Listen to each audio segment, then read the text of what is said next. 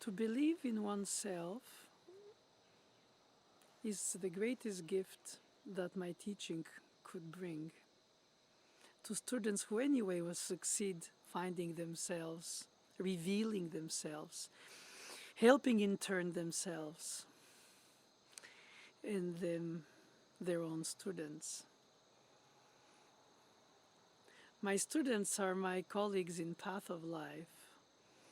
Oh yes, they don't have the experience, they have the intuition. I want to make sure they have also the confidence through technique, but also through earnest and always open mind.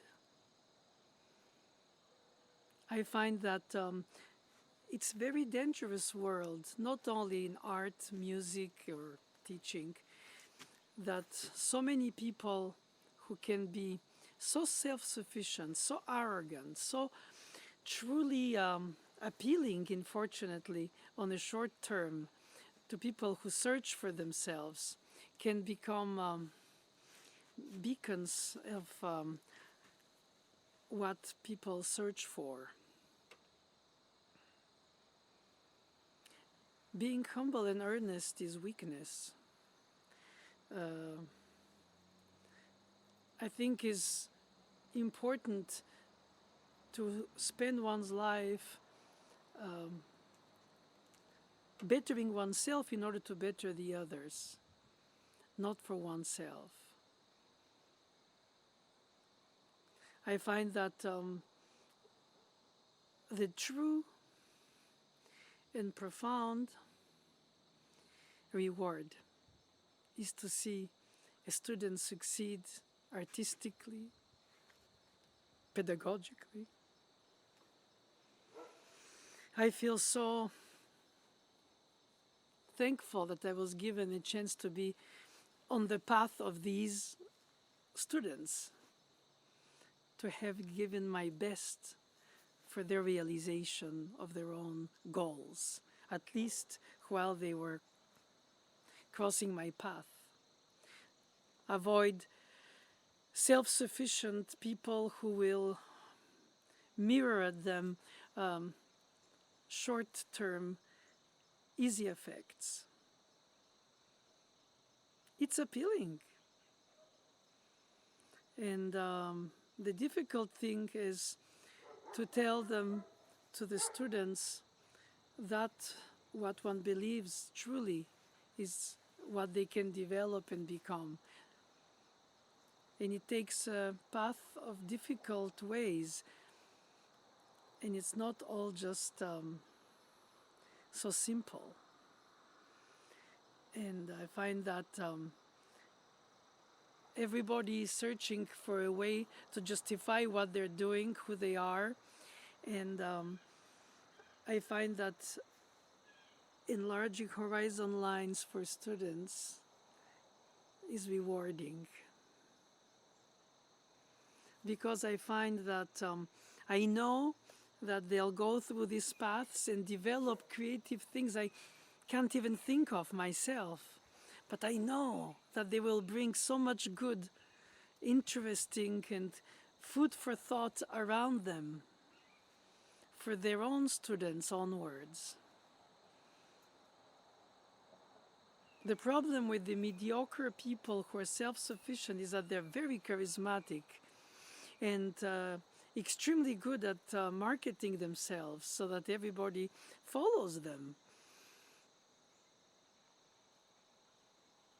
But the truth is that only the selflessness of taking the time to understand and never be sure, but try to help these vulnerabilities in the student to become confidences in themselves.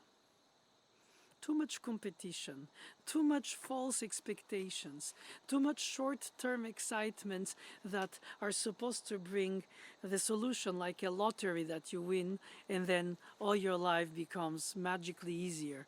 No, no. I mean, there is so much suffering in the world because of egotism, because of people never earning enough, not for themselves, but to rule the others. That's how somehow the important thing is to have influence on the others, as if this is most possibly for some the real drive.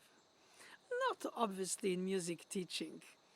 After all, there are more ways to be lethal. This is just important to do it with all what one believes in oneself are the true values, to watch yourself in the mirror, the soul of ourselves, and say, did I do everything I could have done for this student on this path? Not to impose, not at all actually, on the contrary, to intuitively guess what in music drives them to the point to which they need to come and honor myself by seeking some advice, encouragement, critique. Will they find my criticism positive enough to go forward? That's the point. I don't believe in the old-fashioned pedagogy where you have to criticize to the point of martyrdom. Or then what's the point? I think to encourage is to hint that you're on the right path, but there's so many more options. You can get lost in them, but ultimately I find that the skill can bring a certain security, you know, how to play an instrument, you enter in an orchestra, you earn a living, you make audience happy, sponsors happy, and you end up by being part of an industry. When you're a loner, it's difficult, different. You teach one-to-one, you try to help somebody else's path at a given time. It's something more ever-changing and less stable in any aspect, because by essence life is movement, intellectual and physical. And I find it important also to take in account the true motivation of the students who come to ask you an advice. Of course, they can ask, and they do ask advices and lessons and criticisms from others, because ultimately they all have some goal. I want to win a competition, I want to become a successful teacher, I imagine myself being this and being that. And then one thing is to imagine oneself, another thing is to find what are the true ingredients, what are the tools, and what does it make me help a little bit, at a very, very small level, make this world a better place by helping people thinking better. Oh, competitivity is there anyway, and you'll only enhance itself. Does that only produce the results that we expect? Of course, it does encourage, it does motivate to become better. Because the more the competition, the more people are able to compete at the higher skills for a job, for a position, for a class, for a lesson, for anything. Constantly try to prove that you are worth qualified to learn this, learn qualified to teach this, learn qualified to perform in music this, learn qualified to play in chamber music and bring the spirit of this and that, and so on. In music, except the instruments that are entering the orchestra, and not all of them want to play, the musicians in an orchestra.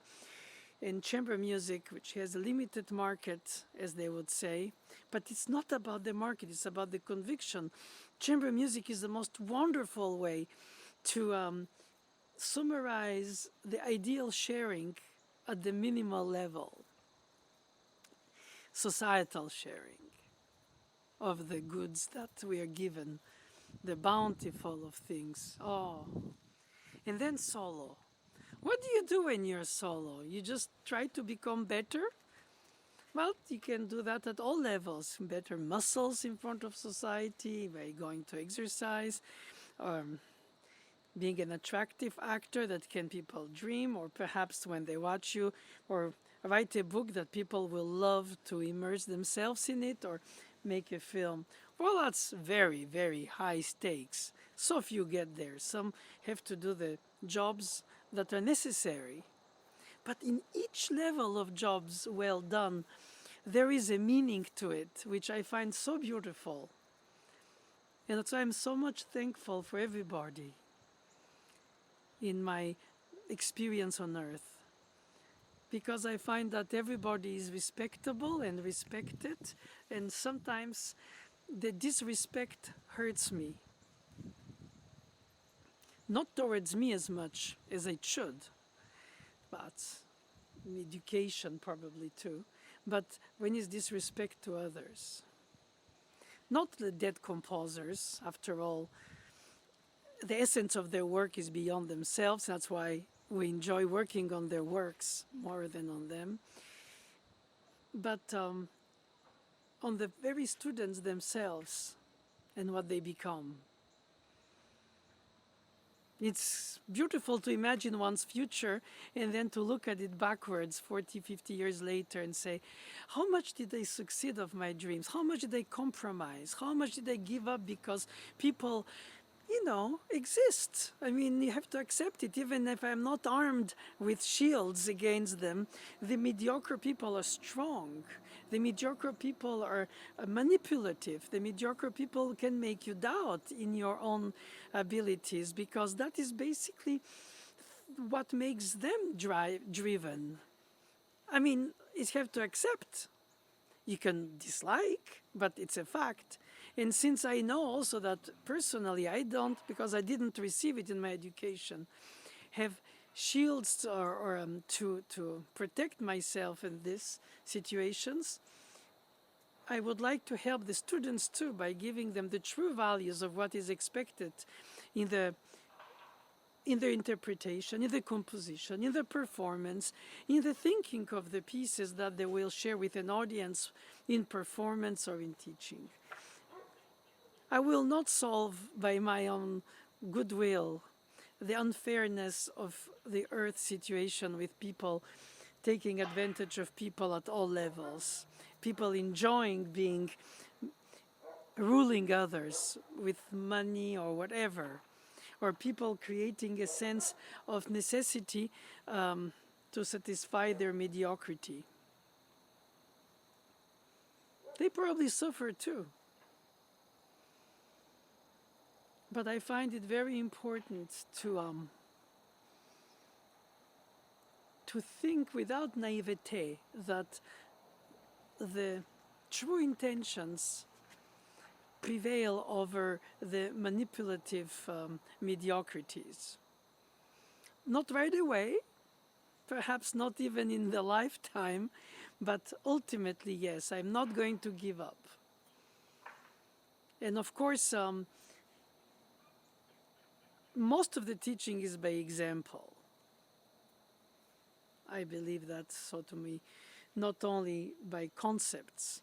You immerse yourself with a student in a piece in which you both, in a way, lose the difference of time, except that you do know where are the crossroads in the piece where they have to be aware how to cross this area and that area. But you don't want to impose them the way of doing. You want to suggest it. You want to clear the terrain. And you want to see them succeed, go through it in their own way.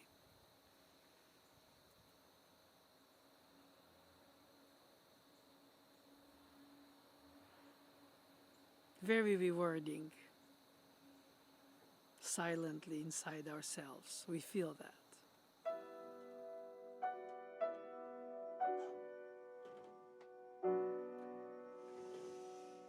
When Rachmanaoumoff writes legato, it's singing, it's connected.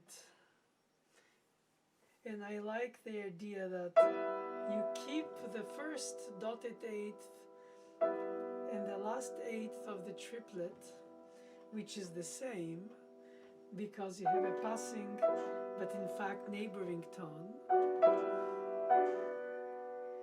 which already pre-tells the downbeat note, which will be the same F sharp.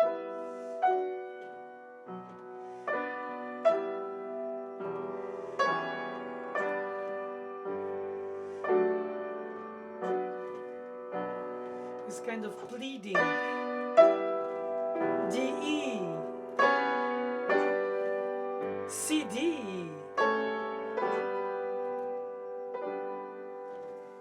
But inside you have the dotted rhythm with the shortened 16th note by evidence, which should not be, in my opinion, articulated equally as if it was 3/8 notes in a triplet, but the over-dotting or the dotting by itself creates a tension for a release. And so if you play the dotted quarter or the quarter itself, and then you have the resonance of the return of the E minor 6th chord. After you play this, D, F sharp, you take it off, and you hear the resonance of the E.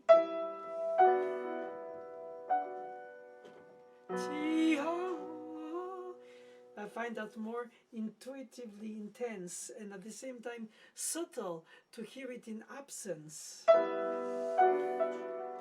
Instead of repeating and replaying each note,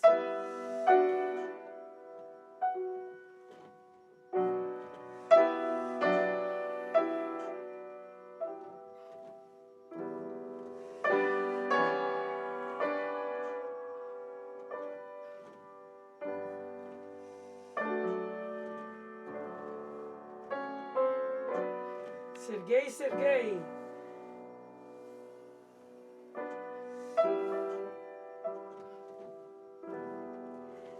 I don't know if Sergei approves.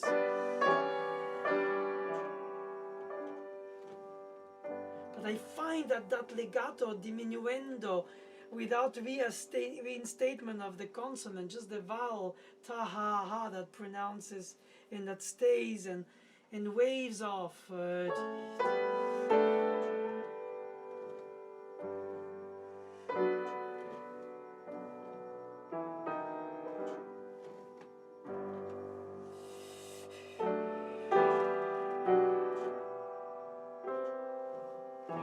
What do you think, Sergei? I'm not sure I sold Sergei on this idea.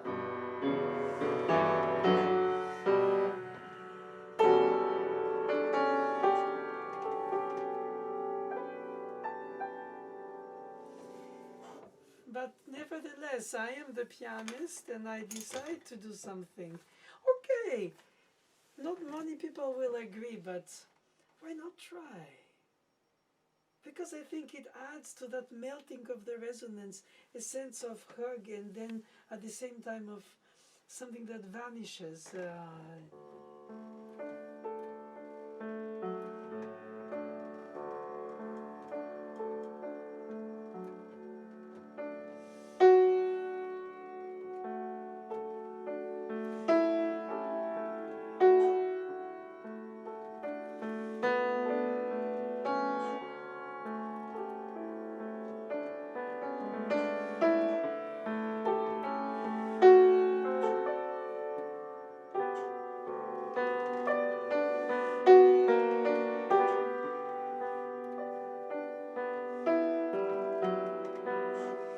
This one, the problem is that the beauty of it, the subtlety of it, the intensity of it, is the fact that the melodic line is hugged, overlapped, and under and overpassed by the accompaniment pattern.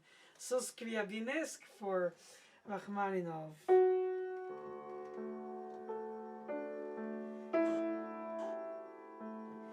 Who's to say that he wanted, of course, the layer of the melody. Fa, mi,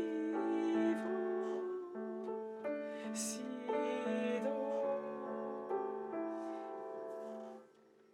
Or did he also suggest in an ambiguous, ambivalent, tempting way that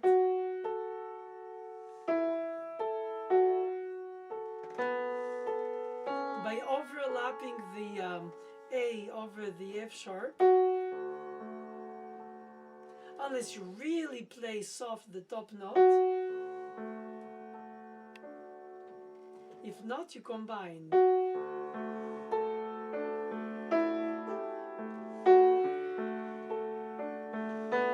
And if he didn't want it to combine, he wouldn't have let it pass over the melody. Of course, in an orchestration with harp and clarinet, you wouldn't hear the combination, but the piano is a single sound instrument.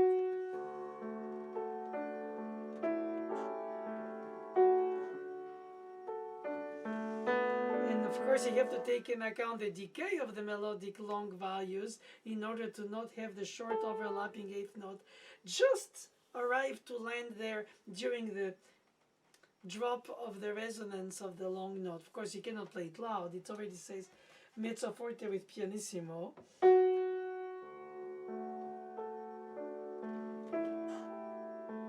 think you like it better, huh? That's right. I don't think you want it combined.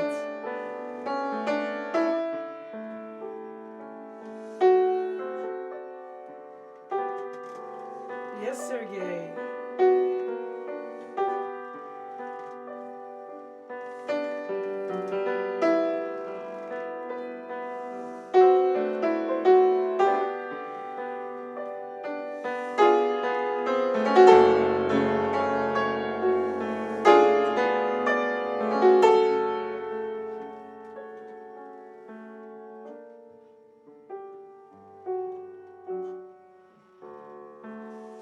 It doesn't say ritenuto rubato, but the harmonization, common note of sharp minor and the 9/8 suspension of the G minor chord that brings us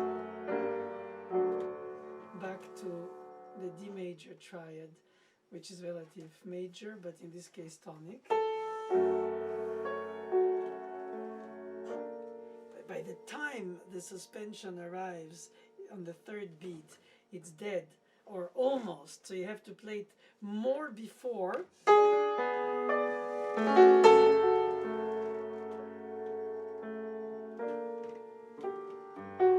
But this kills the A resonance, and then you start hearing chopped.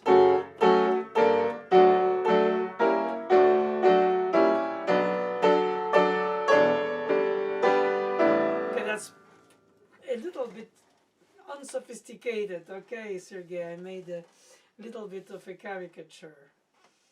But what if you wanted to have the top overlap with the melody?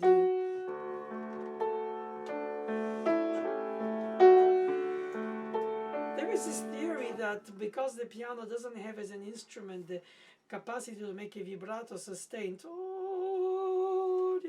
that the left hand arpeggio is in fact the enhancer of the resonance, which eliminates possibly the decay of this melody.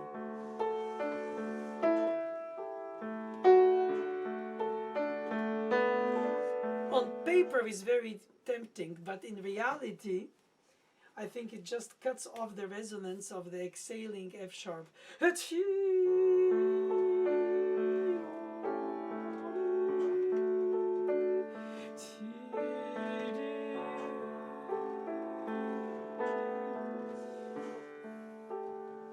If you play it soft and intense and interior and intimate, you feel like you don't want to project such an emotion of intimacy.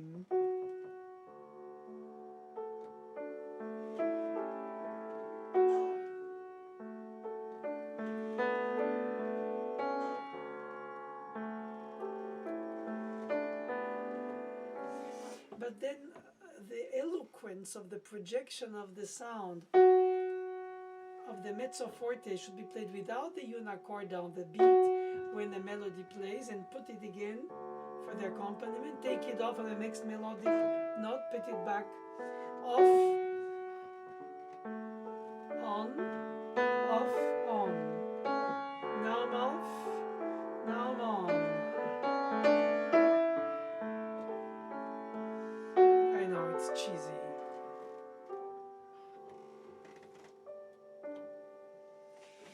sometimes you feel like you plan, you organize, you systematize, you organize, you visualize, and you say, okay, I have a plan, I have a system. And then on the spur of the moment, because of the action or because of the lack of equality in the action, some note pokes more than other, and you have to make sense with it on the spot as if it was meant to.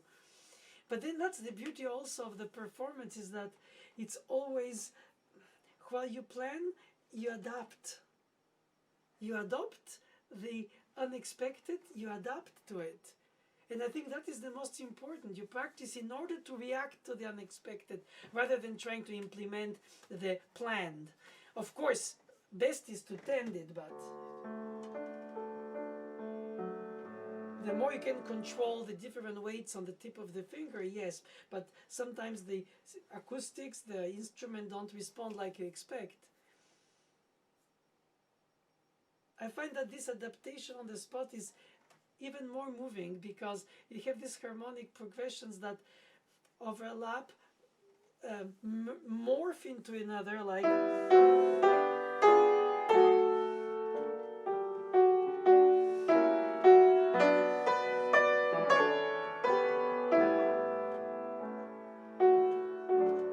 it sounds like soft, slow brass and harp, and perhaps a single woodwind instrument like the English horn.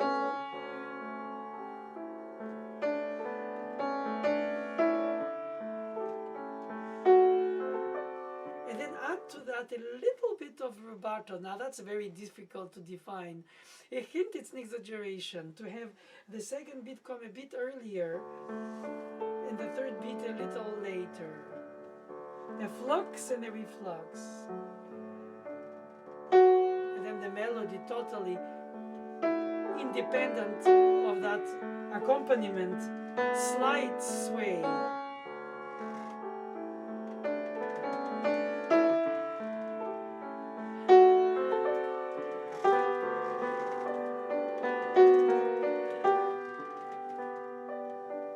It has to be serene, but also wavy.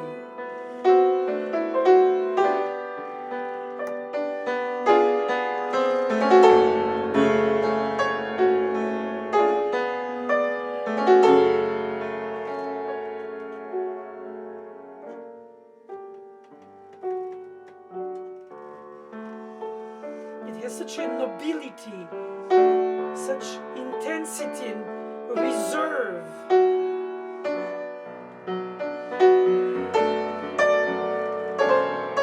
Now this chord is really dangerous with my fingers slipping. Of course, he had very long fingers and good stretches, and he wrote it for him, not for me. And of course, I wanted to avoid the arpeggiation. You can use the slide between the black, white key, C sharp, D, but really not.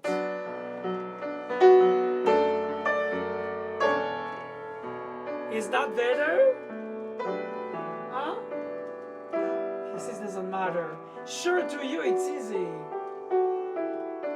But I think it's meaningful when this minor second kisses while this major third smiles. I know it's cheesy. Especially because in the recap you will do that staggering C natural of descending minor into the major from flat 7, which gives me shivers every time I hear it. Let's play.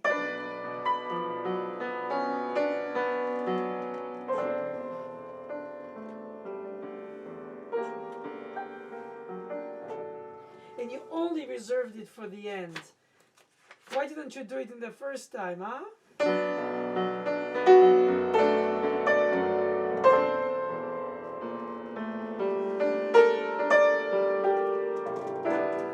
I wouldn't go with the B natural, but because the 6/4 is the open hug to the tonic.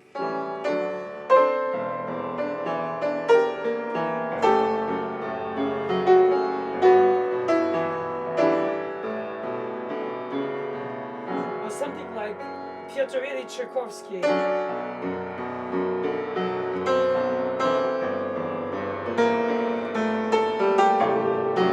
But Tchaikovsky would have written something like, he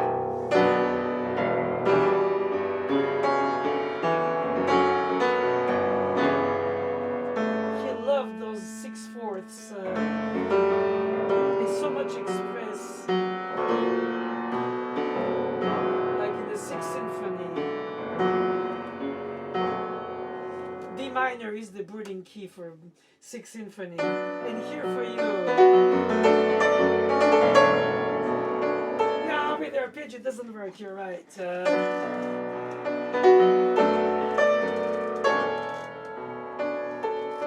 Now that I don't slide of it.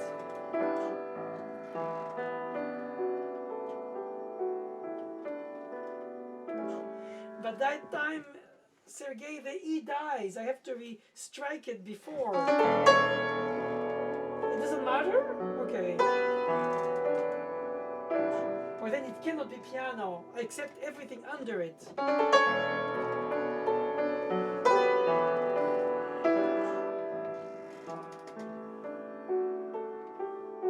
It's a B, I know it's a B.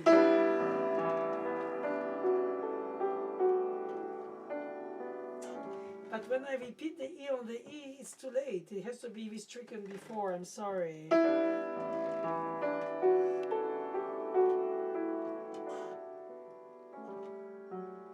I think you're right, as usual.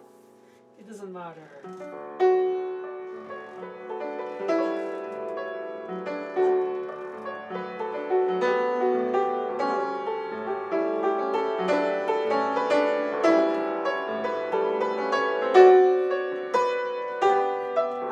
Pianissimo!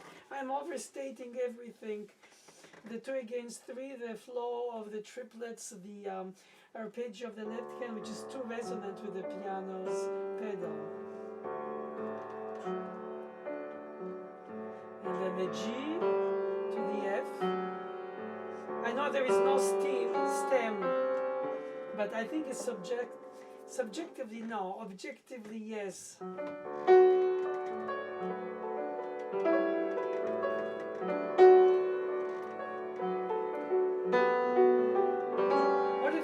Is non-legato, to change with the legato of the arpeggio, except the inner voice and then the melody. Yeah, but the downbeat's too late because of the arpeggio, then I cut off the line. I have to anticipate before the beat.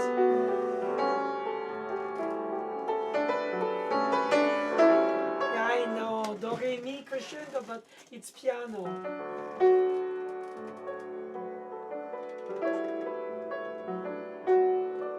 In this tempo, I can a little more control the layers. And you dubbed the leading tone. What did you do? Okay, if I do the E instead.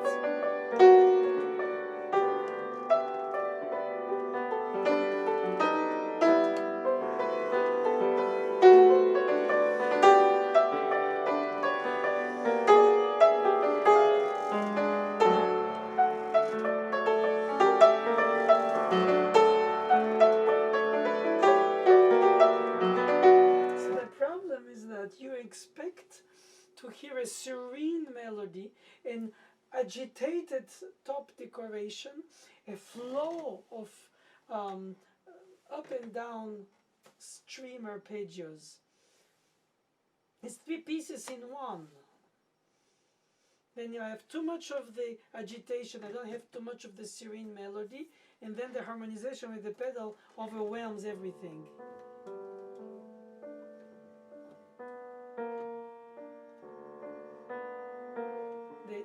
Si la dièse, then si sol, and then si bémol.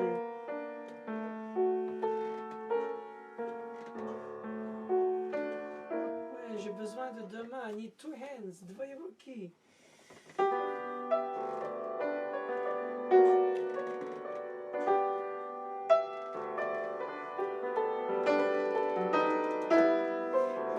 take into account the melodic drop of the half note.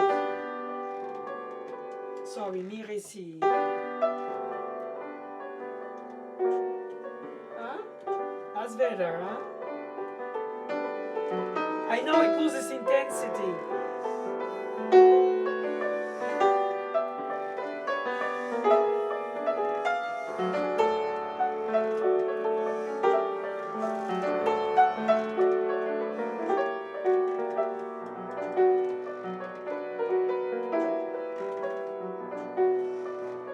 I know the relative minor makes the regret without me doing up on top of it. I know, I always put rubato. Okay, let's...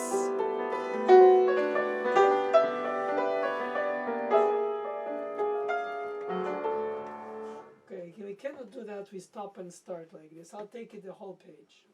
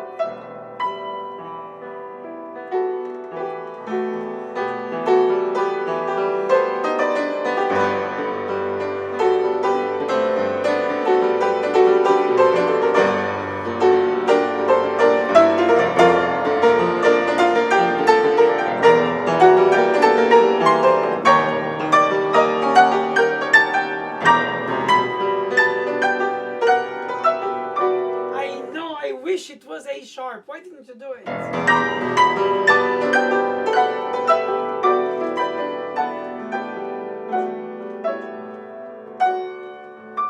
Well, you do as you like.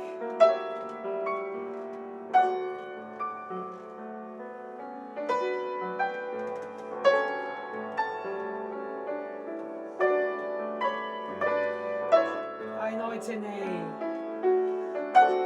I don't see in the dark.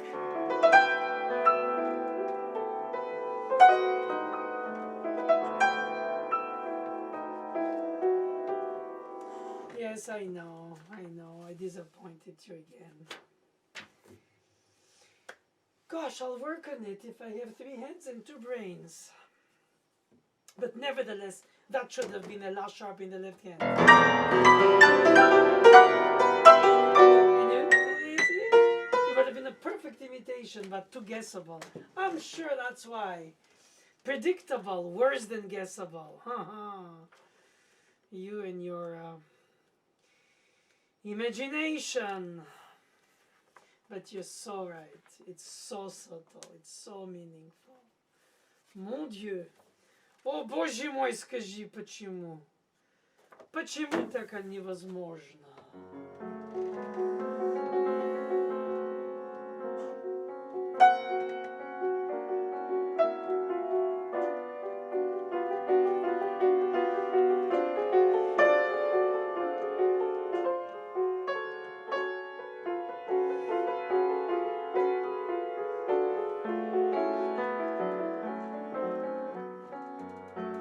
Is more meaningful, the secondary voice, the middle chromaticism, the melodic line on top?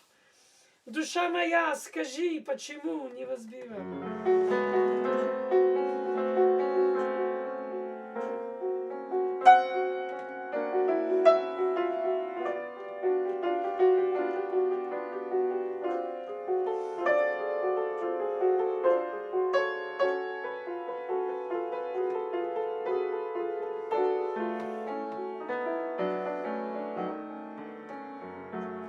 like that?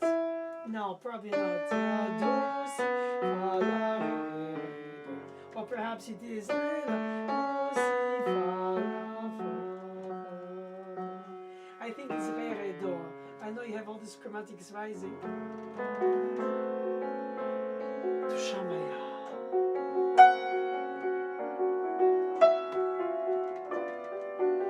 I know, вытянуто невозможно.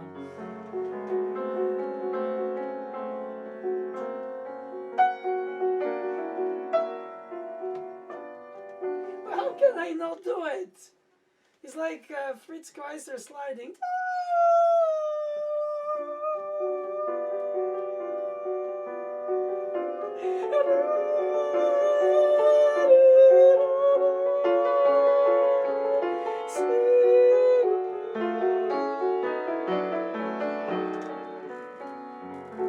Everything but G sharp, right?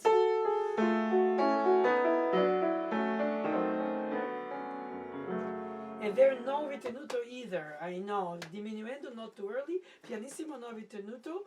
But flowing. La, do, la, do, re, re, do. Perhaps.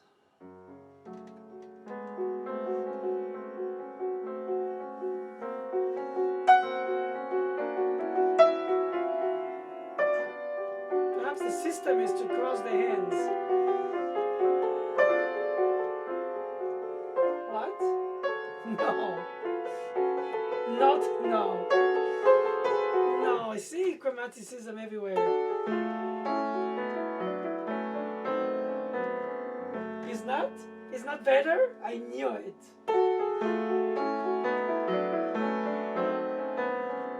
In fact, that's your stems how that should have been.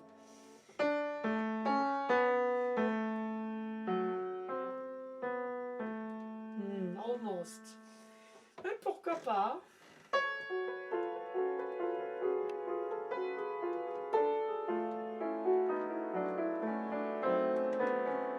Fa la do si la, that's it.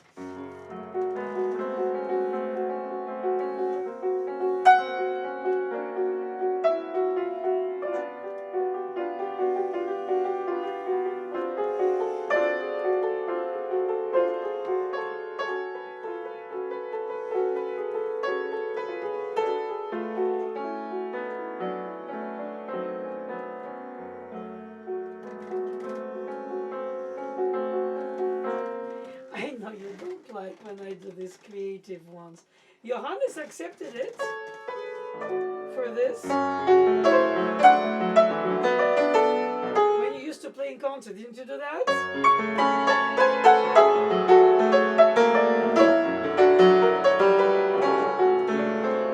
It's almost the same range. Oh, that's so good, no? Oh, perhaps not.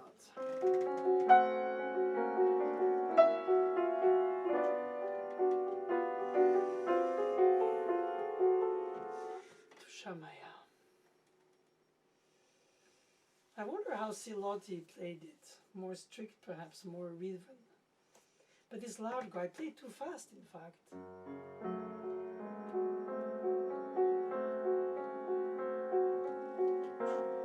Yeah, but now it's like drop by drop by drop by drop. And you don't want the resolution and the pedal holding both, I know.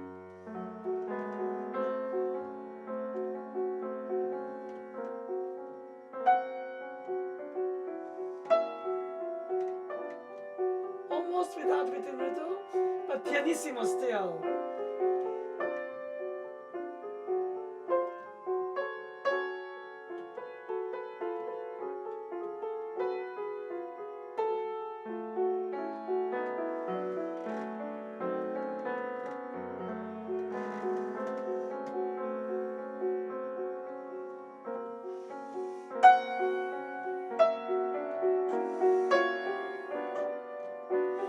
Naoumoff.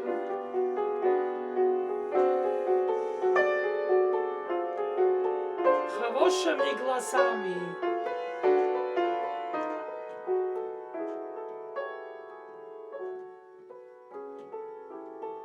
I know, I cannot not do ritenuto without ritenuto, mit diminuendo. Нежными глазами. Not очень хорошими. Нежными глазами. Очами. Очами, не глазами.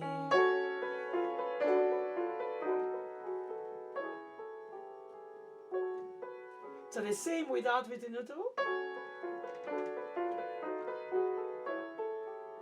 Yeah, but I was stroking on the wrong beat. Ah, chut.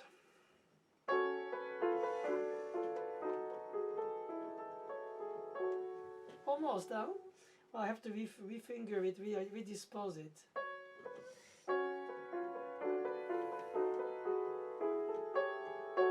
Yeah, but now for me it's no too straight.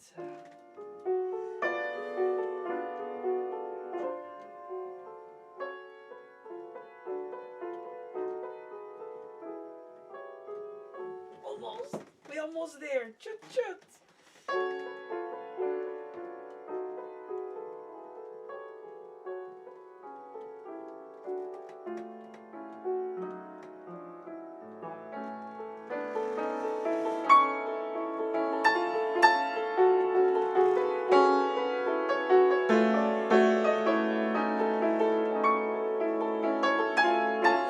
It's too long pedal for the secondary voice to overlap, but it was neat to try.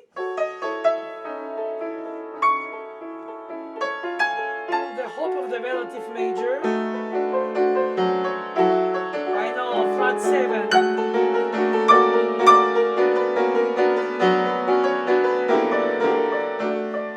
Yeah, si mi sol re with left hand crossing over the right, only you can do that. Well, I also could try, but it's really strange.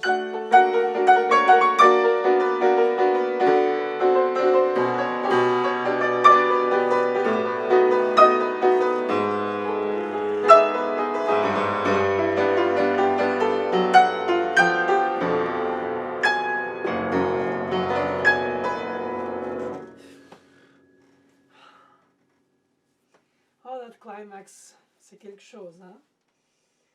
Fa, fa, do, sol, si, do.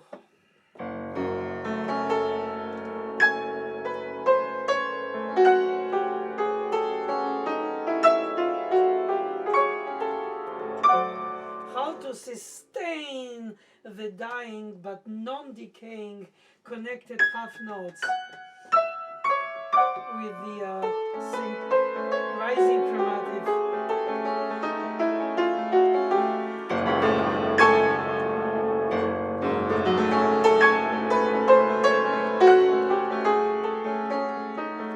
It's all in the pedal.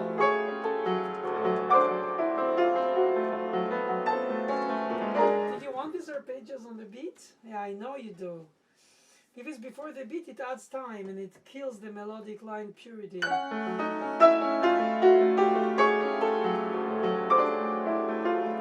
perhaps I should start it with the bass after all.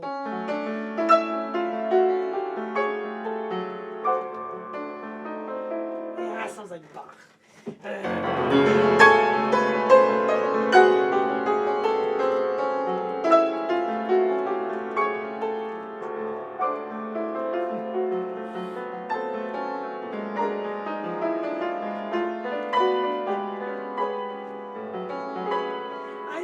Crescendo, no ritenuto, chromaticism, and my favorite chord, the augmented fifth minor, everything.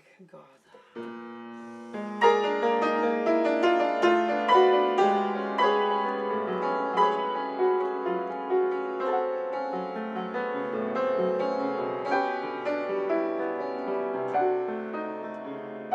You know how to harmonize regret, emotional despair, and at the same time the flow of the events that never stops to go on.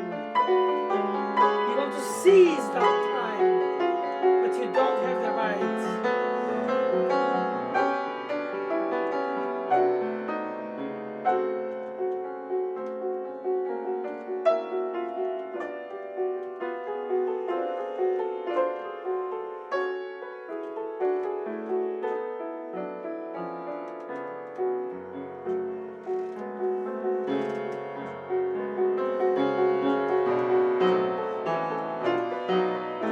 Oh, this is Piotr Ilyich, huh? Totally Tchaikovsky.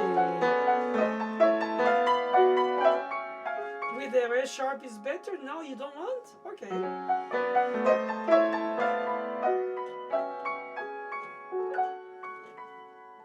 That's like in the other one, you didn't want it there, but here you want.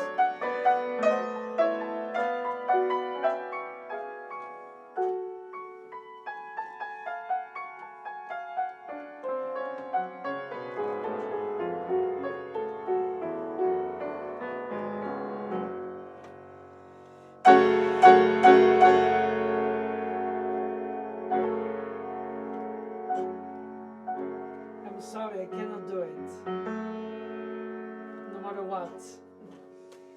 Is it so important to have the 10th? I know. Sounds like a appassionata corda.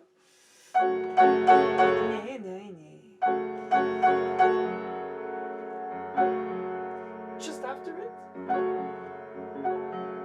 But it sounds like dislocated. Ah, Sergei, if only it was playable. But it's too emotional for me to focus. I cannot make a crescendo or a diminuendo without a ritenuto. What happened to me?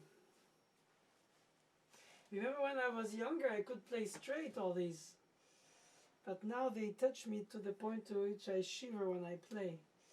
The harmonic progression, the melodic, the chromaticism, all this is words, but when you put it in notes, all your life in each note, all the phrases flowing into each other without any stop, is to say time goes on, no matter how much you want to hold it back and cherish it and hope that it comes back, even if it's only in your daydreams.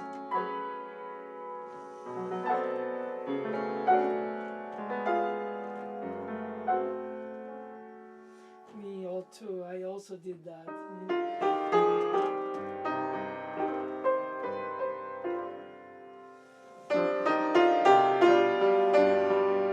You find that cheesy too? Well, too bad, because I like it.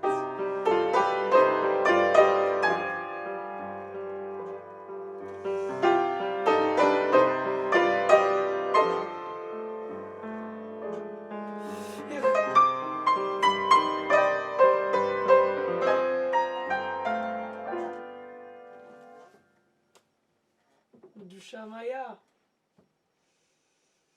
Thank you, Sergei. You live with us. Oh, what can I tell you? Always trust and follow your inner voice. Doesn't matter if it's always right. At least you know that you won't regret having tried. Respectfully, but driven.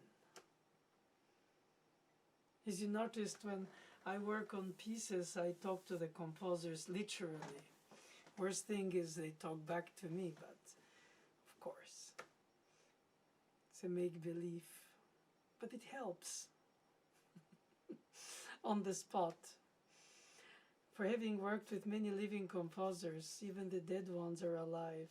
As a matter of fact, they are all alive when you work on their music. They're not themselves alive, their music is alive. It constantly reveals itself like on a different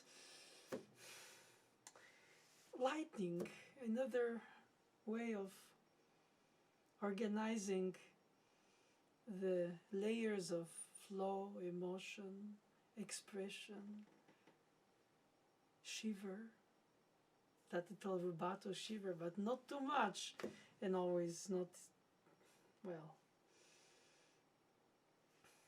guilty is charged. I sway with the rubato of age and my own levels of regrets, which in fact, when you have such things in your life and the music talks about it, it talks to you about it. Why lie? Well, it's not important. It's not about me. I'm just me. I don't want to be important, but I am the one today playing it badly, better, closer, tender.